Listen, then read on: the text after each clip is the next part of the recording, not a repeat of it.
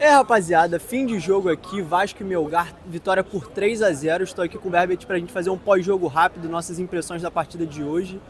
Cara, confesso que apesar do resultado, eu saio aqui de São Januário com o sentimento de que poderia ter sido melhor.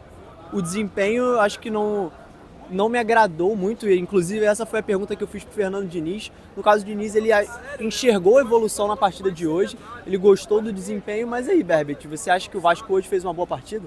Olha, Gustavo, eu acho que o enredo novamente se repete, né? Um primeiro tempo ok, interessante, tanto que foi nesse tempo que saíram os 3 gols, mas aí depois teve uma queda de rendimento ali, né?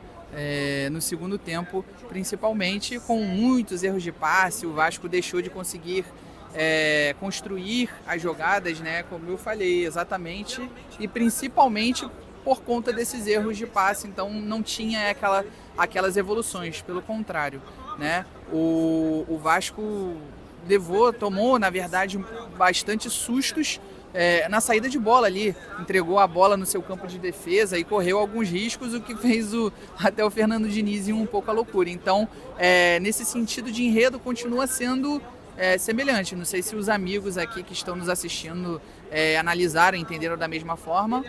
Um primeiro tempo interessante, mas um segundo tempo que caiu demais o nível com erros bobos, principalmente de passes.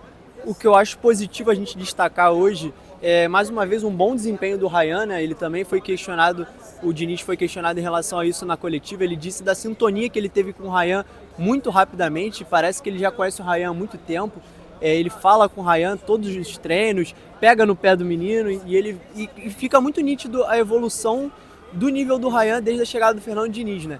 Inclusive me chamou a atenção algo que ele falou na coletiva ali, que hoje ele vê o Ryan como um jogador único no elenco do Vasco e no futebol brasileiro, que ele não gostaria que vendesse o Ryan nesse meio do ano.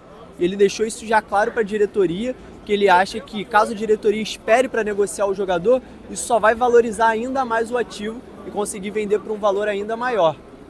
Cara, eu concordo com ele, é sempre aquele debate, né? A questão do resultado esportivo, né? Com a necessidade econômica pela situação financeira que o clube passa, principalmente depois da saída ali da 777 da SAF, né? E talvez e infelizmente seja necessária essa venda para equilibrar essa parte financeira. Mas eu acho que de forma geral, se você aguardar ainda mais pelo que o Ryan vem performando sob o comando dele, é possível até receber um pouco mais e quem sabe no ano que vem, né? E não à toa o Ryan ele renovou seu contrato recentemente por mais um ano até o final de 2026. Então eu acho que assim quando você olha o trabalho do Diniz, que ainda é muito recente, o pouco de desenvolvimento que você consegue ver é exatamente ali no futebol do Ryan, que vem evoluindo muito. Eu acho que nós, no canal aqui, nós sempre citamos, olha, o Ryan é um garoto talentoso, né? Tem muito potencial e basicamente o que ele precisa é de uma atenção especial, um carinho ali, conseguir confiança, que é o que ele vem tendo agora com o Diniz, que tem experiência nesse sentido, né? A gente pode voltar ali no trabalho dele no Fluminense, o que ele fez com o John Kennedy, né? E agora ele está conseguindo nesse início de trabalho aí com o Ryan também aqui no Vasco da Gama. Então eu acho que uma venda dele nessa segunda janela de transferências, acho que seria errado, seria equivocado, porque ele vem sendo o melhor jogador do Vasco nessa era de Diniz até o momento. Então, queria pontuar também mais uma boa partida do Paulo Henrique, que hoje saiu premiado com gol, né? Ovacionado pela torcida. Exatamente, a gente sempre vem comentando das boas atuações do Paulo Henrique.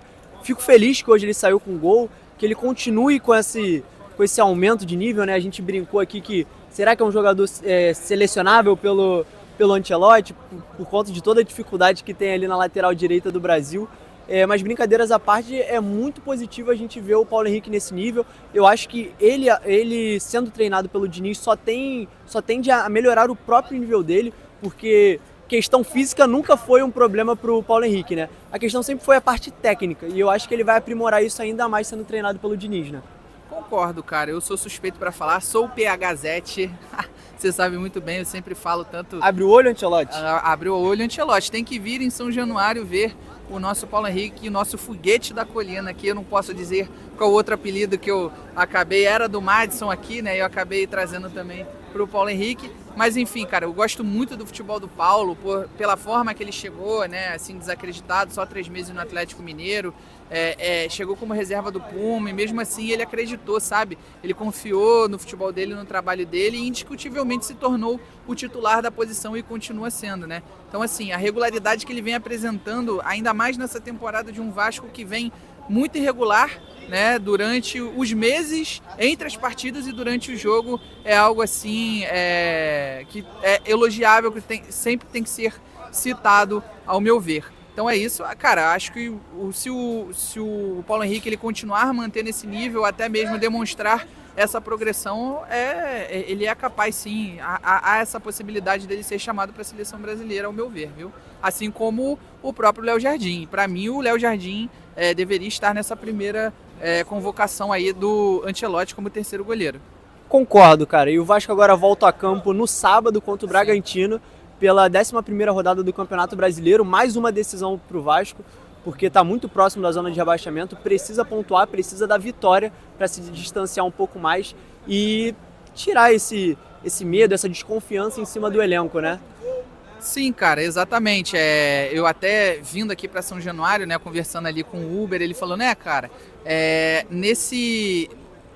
nessa nova temporada, nesse calendário ainda mais caótico, né, pela essa maratona de jogos, cada jogo se torna uma decisão. Foi uma decisão aqui pela Sul-Americana contra o Melgar, um confronto direto, querendo ou não. Semana passada pela Copa do Brasil. Exatamente, e esse jogo também contra o Bragantino pelo Brasileiro também, querendo ou não, vai ser, né, um confronto direto também para o Vasco se manter vivo ali, respirar, né, e evitar entrar na zona de rebaixamento. E aí, cara, queria até complementar também, né, explicando um pouco para a galera como é que vai ser essa questão aí dos playoffs na Sul-Americana, que é uma fase anterior às oitavas, tá? Então são mais 2 jogos aí nesse calendário do Vasco da Gama desgastante, mas é claro, provavelmente só vai ocorrer depois da parada do novo Mundial de Clubes. Então, assim, o Vasco ele se classificou como um dos piores segundos colocados dos grupos da Sul-Americana. Então, ele vai acabar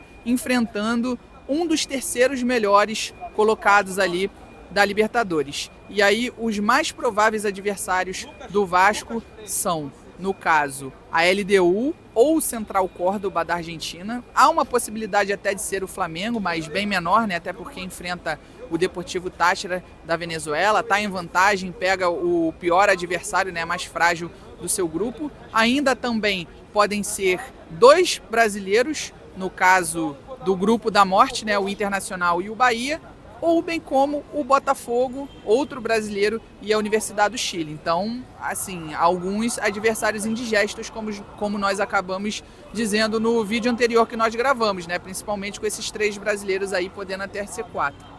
Perfeito. Deixem aí nos comentários a percepção de vocês dessa partida, se estamos muito ranzinza reclamando depois de uma vitória de 3-0, se está tudo bom, gostaram do desempenho do time, se o 3-0 deixou... Convenceu, né? Exatamente, deixou a terça-feira à noite um pouco mais tranquila, dormiram de bom humor, né, com o elenco vascaíno. Página Colina até sábado? Vamos ver, né? E também deixem aqui nos comentários quais adversários vocês gostariam de enfrentar aí nesses playoffs aí da Sul-Americana, se vocês querem se livrar de um adversário brasileiro ou não, já pega de primeiro um clássico nacional aqui para ganhar confiança pro restante da competição. E é isso, deixem o like e comentem se vocês gostaram desse formato aqui de pós-jogo, ainda aqui em São Januário, um pouco diferente, primeira vez que gravamos, né? Então, deixem aqui o feedback nos comentários. Valeu!